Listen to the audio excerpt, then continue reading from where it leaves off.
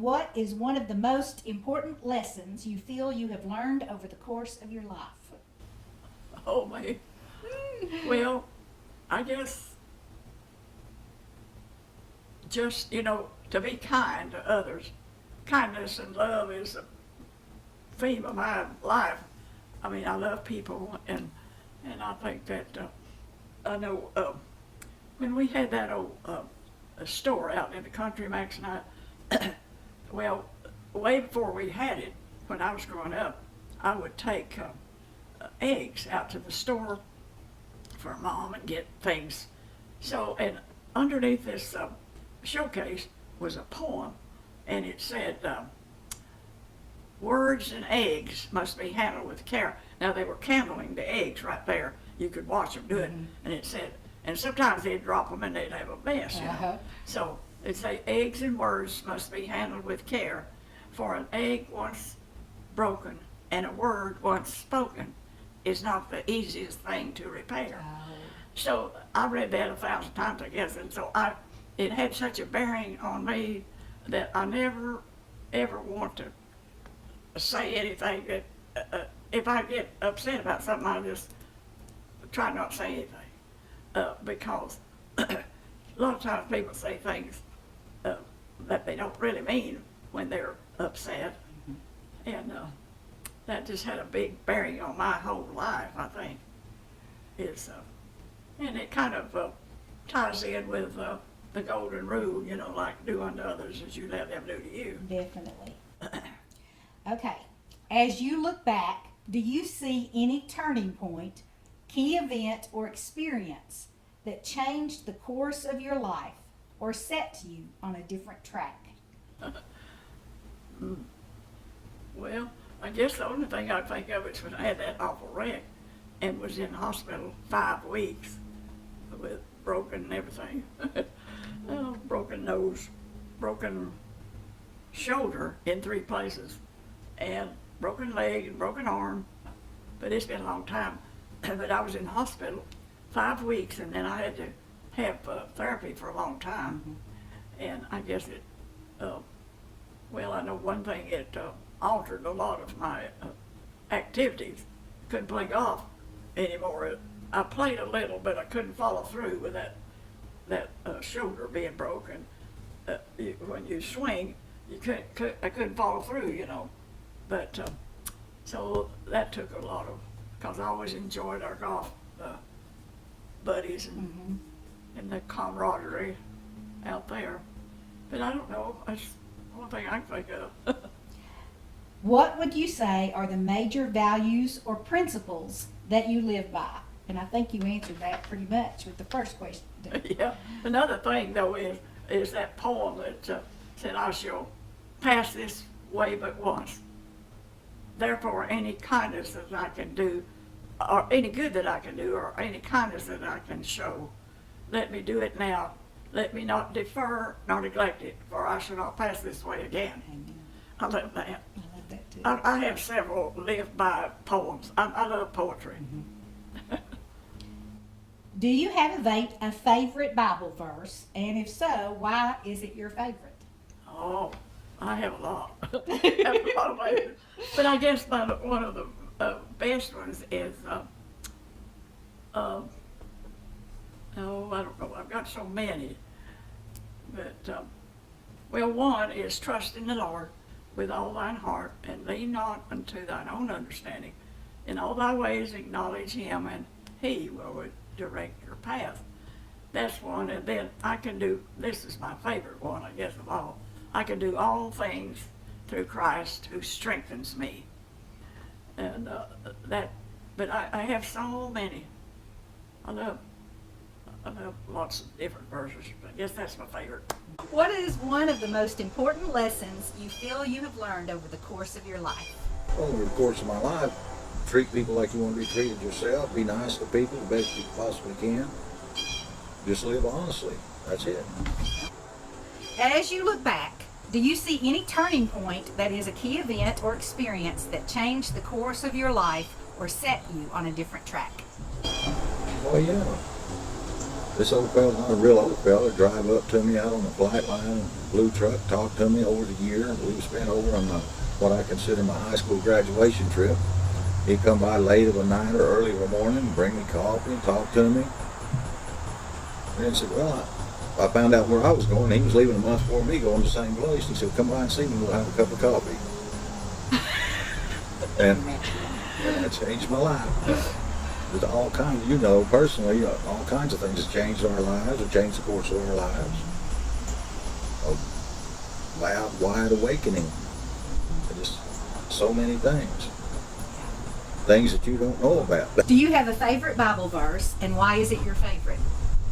Now that, Tammy, is just, I sit here and they have a morning devotional all the time. There's a lot of good ones, but like the 23rd Psalm they had the other day, just like everybody else does. Well, that's life. It just puts it down in the words the way life really is, right there, from day to day. And here's a question that's not on there. You all have had a really hard last 2 years. Yes. What have you learned through all that? Patience. Try to hold yourself back. I'm trying to do that now. Yeah. It's just so hard. You've had so But- much loss. What was so hard for us really was, Melissa was born and the doctor said, well, maybe she will live 2 weeks. Well, we lived with that for 2 weeks. They said, well, she won't live to be over 2 years old, so we lived with that. And then they said, well, no more than 12 years old, so we lived with that. Day to day, she was almost 45. Oh. She was a trial. Perplexing. She would test you. What is one of the most important lessons you feel you have learned over the course of your life? I suppose that I think if you have something on your mind that you want to do in your life, you'll never know if you don't try it. So that's the one thing I always wanted, my own business. So I did go to Tusculum College in the night classes and take a course in business administration before I opened my own dress shop. As you look back, do you see any turning point that is a key event or experience that changed the course of your life or set you on a different track? Well, I suppose I'm back to the fact of owning my own business. It put me on a fast track. So I didn't work 5 days a week, I worked 7. So it certainly, and I've never been sorry that I did it, and I did that about 20 years. You sold real estate too, didn't you? And I sold real estate That's for what I 7 thought. years. I sold plans with specifications and would see the house from ground up. That's what I thought. So What would you say are the major values or principles that you live by? I try to treat people like I would like to be treated.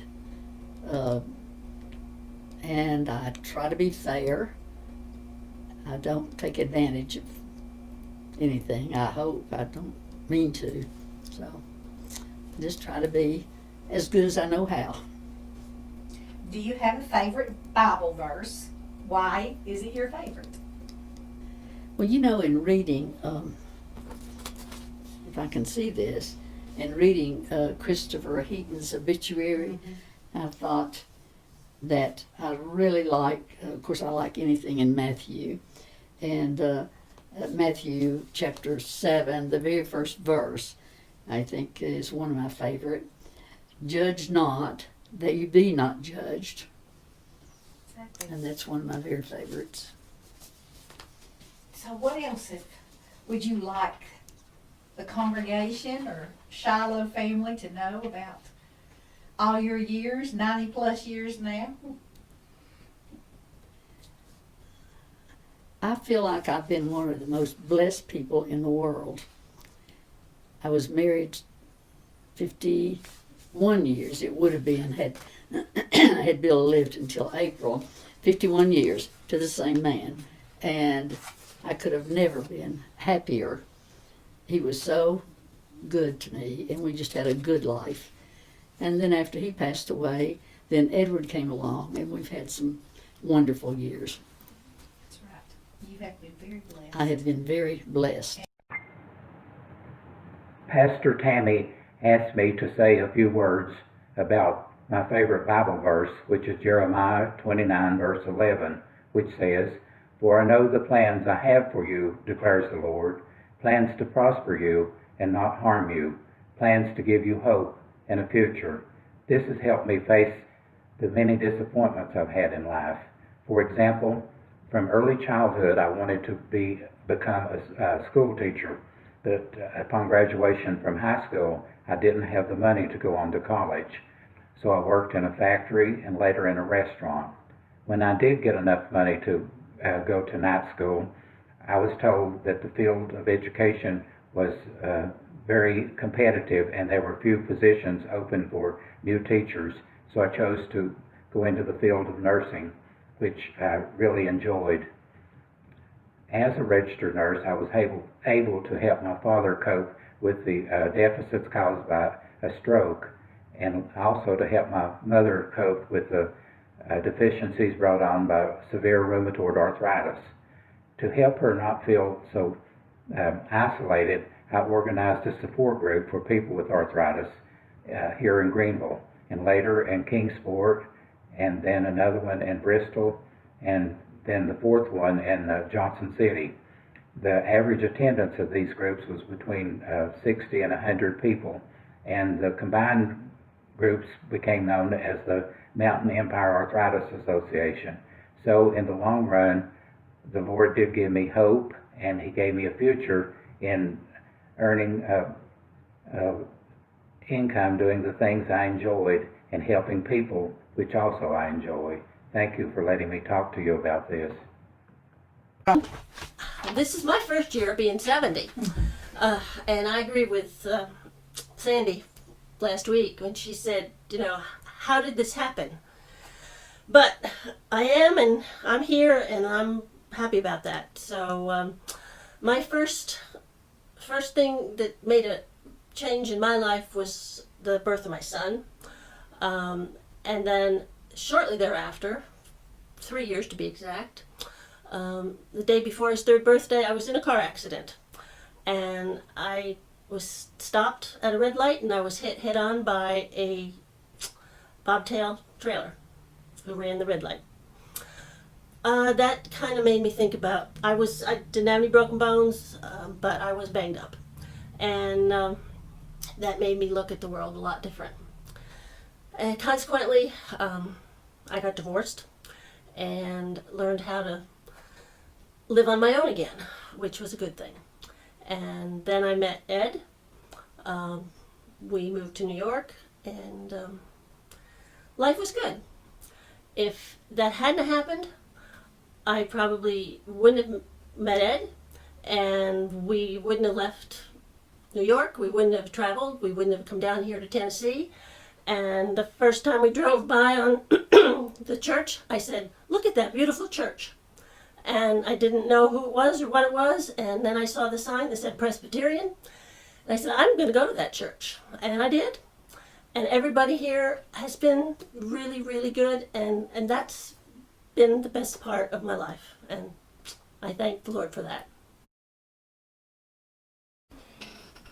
Okay. Turning points. Of course, in my 83 years, there's been a lot of turning points. Most of them's been positive, but there's been a few that weren't.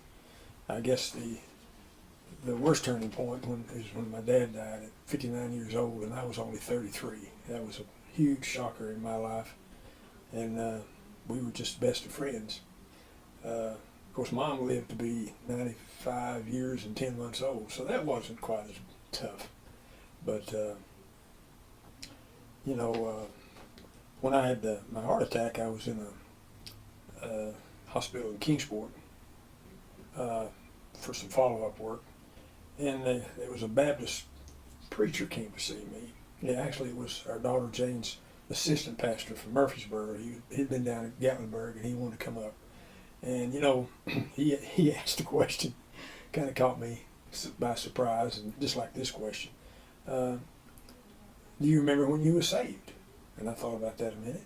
You know, I mean, you know how some of those fellas are. They just flat out put you on the spot. And I said, well, you know, that's a good question.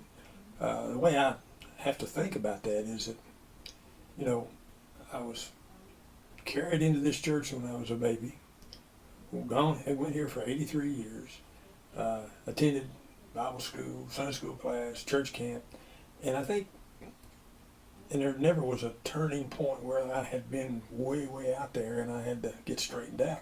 It just kind of grows on you, and you just become, I think, saved and a Christian. Maybe I'm wrong, but anyway, that's kind of the way I looked at that. But I guess one of the positive turning points in my life, and there's been a lot more than there have been downturns, is when I met Joanne. I went to college, and during that time, I was scratching and digging to try to get through college. Didn't have time to think about girls. I worked in the cafeteria, breakfast, lunch, and dinner at night, so that took a lot of time.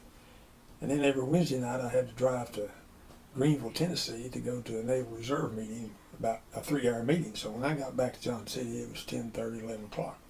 So I didn't have a lot of time for the social scene. So when I finally graduated, I started getting out a little bit, and I went to a basketball game, and can't remember where it was. It was down at McDonald or Otway or somewhere, and I was with Joe Strange, one of the Strange boys. We were sitting there, and I saw this beautiful girl out on the basketball court, and I said to Joe, "Who is that?" And he told me that was Joanne Shelton. Of course, that began to ring a bell. I knew her mother and father. They used to even visit back and forth some.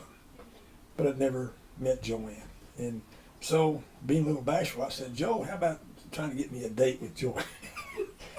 And he did. And what was funny, I went to pick her up, and she wasn't at home. So I went in, I talked to her mother. I knew her mother. And she said, "Well, Joanne's next door." So it's really a miracle that I just didn't get in my car and come home. But I was determined to see what was going on. So I went next door, and she came to the car. And I guess she didn't understand Joe's. Did she not know she had a date? I don't think she understood what Joe meant. Anyway, that was the starting point. And then she went on to State College for a year, and that gave us some time to we were together and got married in 1961. Had 3 great daughters, Melanie and Jane and Joy. And Joanne has been just an excellent mother. She's been a good wife. She stayed at home during all this time. 20 years she stayed at home and raised those kids. And that was our decision, because I said, I think I can make enough money for us to live, and it's much less stressful when one parent can be at home and kind of do the normal chores, and when the husband comes in or whatever, you don't have to give baths to babies and all this kind of stuff. But it was just a great situation. And she wanted to go to work. She worked for 20 years after That's what that. I thought. Yeah. So, but she's been such a wonderful person. And like I said, I got, 3 fine daughters and son-in-laws and 4 grandchildren. So that was the most positive turning point, I guess, in my life. But there's been a lot of them. I mean, I've had a good life up to this point.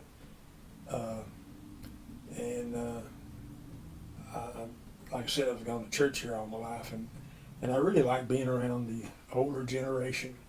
When I was maybe 15, 16, 17 years old, on Sunday afternoon, it was either John Spear or Charlie Justice and Daddy. They need to go to the Camp John Spear to check on something and plan on something. And I left to go with them, get in the old truck and go with them. But I just like to be around the older people. And that's the reason it's so sad when I think back and I look at pictures and say, they're all gone. Mm-hmm. Yeah, but they're gone to a better place, I'm sure. So, anyway, That's about the story of my 83 years. I had a career. I worked for 36 years, actually about 38. And when Dad died, I was left to try to scrape out a living for Mama on a little farm. So I've been farming for 50-some years, longer than he did actually. And but my first job, you wouldn't believe it, was F.W. Woolworth under a management trainee program. They would hire people out of college to train. So I went to work in Kingsport. And 3 months later, I was promoted to assistant manager in a huge store in Newport News, Virginia, of all places. And that didn't last too long. I decided I wasn't going to live in Newport News, Virginia, and I came home. And the superintendent called me back to Kingsport. Want to know what happened. And I said, well, I've just decided I was going to take a different career path. And so. You were dating Joanne then? No, I really hadn't. This was Okay. right out of college, so Okay. I hadn't dated her then. But anyway, so, and I had a good career, worked hard, a lot of long hours, and but I think I set a good example for the kids. They understood what working was. I did a lot of homework a lot of my work at home I could do at night, and they would see me at work and they'd come around and see what I was doing. And I think I always thought that helped them understand that you had to study and you had to work, and I thought it was a good example for the kids, and they've all done real well. You know, I guess my 2 minutes is about up, so I don't have any other Words of wisdom? words of wisdom at this point. I just hope we can all get back to church on a normal basis. This is very frustrating, but it's never happened in my lifetime before. And we hope it doesn't happen again. Yeah, and but I think we're safe coming to church. I really do. It's a lot safer than going to Walmart and Ingles and Lowe's and those places, in my opinion. I think so too. Yeah, and but anyway, we've enjoyed watching the services on Zoom, and but you can't replace coming in person. Question 1, lesson I have learned in my life: keep hanging on. Whatever happens, you got to get through it and keep going till you do. It's about the only thing that I can, with this virus, that I think is going to work. Major values. This has been a really hard one for me because, and I don't know why, because I work at a school that's built on Presbyterian values, and they talk about them all the time. And it's hard to pin it down. I think the main one for me is honesty. I think you have to be honest whenever you can, and I look for it in other people. Love people, care about people, and the folks last week who used the God so loved the world and treat each other the way you want to be treated. Those verses were pretty much the values.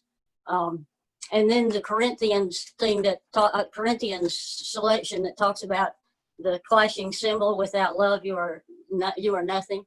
So I think those probably pretty much get it. We had a provost last year before last who talked about an assembly, the Tusculum values, and what the Judeo-Christian values were. And what he mainly talked about that everybody's a family, that we're all in this together, and we have to care about each other. And if we do that then will do the Christian values. And that's, he did it, I thought, extremely well. Favorite Bible verse, and this isn't going to be very theoretical at all, but I lift up your eyes, the Psalm, I lift up mine eyes into the hills, because every day I go walking, and the mountains over there it's sort of like there's somebody there, and you know who put them there. And I sort of say that psalm to myself. So that's one of them. And then the other one's the one I talked about, about love. Those would be my two favorites. let's see, what else? The turning point of my life was probably getting to go from public schools, which I was not cut out to be a teacher, as anybody who was with me at that point in my life can tell you, and ended up at UT Knoxville, from where I met Jim Pace, and ended up in West Tennessee, and ended up with 3 boys that I love and adore. So that was probably a turning point of some variety. And that came about basically because Oriana Brumley Halley, whose dad was a preacher in Greene County, sort of took me under her wing and got me started back doing my master's. And that was, that everything sort of comes back to Shiloh. When you talk about values, if I have any good ones, I probably learned them at Shiloh when I was younger, which is many, many years ago. And it's sort of like at Shiloh, Don Alexander used to say, and the saints who are here with us. And there were many saints that said good things to me and helped me. So I think that's part of it. I think that gets it. That's all of them. Is there anything else I need to tell you? Anything else you want to tell Shiloh? Oh, Shiloh is special. If you didn't believe it, you would have known for sure last week when you heard all those good people get up and talk about their lives and what Shiloh meant to them. And I could sort of see Granddaddy Park thinking that was pretty good. Yeah. And he'd have been sitting right behind that where the laptop was, because he sat on the front row and you were supposed to sit there with him, or sit there at least where he could keep his eye on you. But it's a very special place, and we all I think know that. I'm not sure I make enough contributions, but it's very special to me. What is one of the most important lessons you feel you have learned over the course of your life? Okay. My parents taught me at a very early young age that honest, respect, obedient, and most of all, love your father and mother, as well as your brothers and sisters, and be respectful and kind to everyone. And this has been my thoughts and self all my life. As you look back, do you see any turning point, that is, a key event or experience that changed the course of your life or set you on a different track? No, always enjoy teaching. Especially young children. I taught in Sunday school when I was 14 years old. I was 16 years old when I was a leader over the youth group. Then I went to college and became to be an accountant, but I always wanted to teach. Then I became a neighborhood chairman of the Girl Scouts in Greenville. And I was a teacher at Greenville High School. And I'm equally now enjoying all the neighborhood children that I love very much. What would you say are the major values or principles that you live by? The golden rule. I was taught when I was very young in a roundtable group repeating all the golden rules with my a family of 11 brothers and sisters, and plus my dad and mom. Do you have a favorite Bible verse? I have 2. The one I've always loved is Psalms 23. The Lord is my shepherd, I shall not want. But the one I've been enjoying ever since I've been homebound is Psalms 51:10. God created me a clear heart, O God, and renew a right spirit within me. I want to let everyone who's called and sent cards to me that I enjoyed them immensely. I miss being at church and seeing people, and I wish I could be there. But hearing people's voices and their chords makes me there. That's right. Amen. Amen.